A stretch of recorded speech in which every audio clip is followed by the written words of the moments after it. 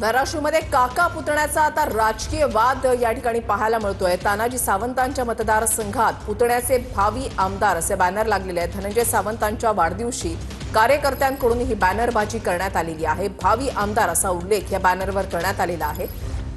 तानाजी सावंत आणि धनंजय सावंत यांच्यामध्ये निवडणुकीच्या काळामध्ये काही मतभेद जे आहेत ते पाहायला मिळालेले होते आणि आता तानाजी सावंतांच्याच मतदारसंघात त्यांचा पुतण्या धनंजय सावंत यांचे भावी आमदार असे उल्लेख असलेले बॅनर झळकलेले आहेत।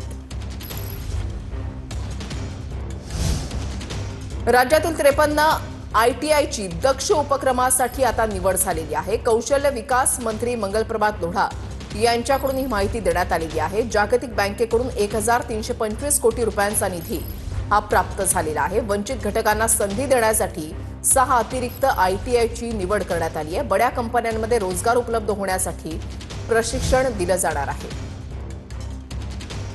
आणखीन एक महत्त्वाची बातमी पाहणार आहोत। नागपूर काँग्रेसमधील अंतर्गत वाद हा आता वाढलेला आहे। केतन विकास ठाकरेंची स्वीकृत नगरसेवक पदावरून माघार पाहायला मिळालेली आहे। विकास ठाकरेंच्या कार्यप्रणालीवर प्रश्न उपस्थित केल्यानं हा निर्णय घेण्यात आलेला आहे। स्वीकृत सदस्यांच्या निवडीवरून नितीन राऊतांची नाराजी। आणखीन एक महत्त्वाची बातमी, गोकुळ प्रकरणातील वादग्रस्त सहाय्यक निबंधक सुजय कदम यांची बदली झालेली आहे। सुजय कदम यांची 15 दिवसांमध्ये तडकाफडकी बदली झालेली आहे। गोकुळवरून भाजप आणि राष्ट्रवादीमध्ये राजकीय संघर्ष हा आता सुरू झालेल्या बदलीनंतर सुद्धा सुजय कदम कार्यालयामध्ये आल्याचा भाजपचा आरोप आहे। नाशिकचे माजी महापौर अशोक मुर्तडक यांच्यावर आता गुन्हा दाखल झालेला आहे।